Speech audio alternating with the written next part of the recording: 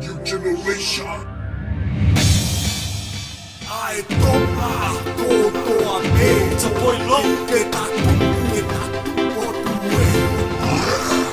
Ke tapa inga mo ta fakate te a hoi oi ka ane ka. Ai toma kotoa me ke tatu onga o tue. Oi a hoi ke tapa fakate te ta fakate te oi a hoi.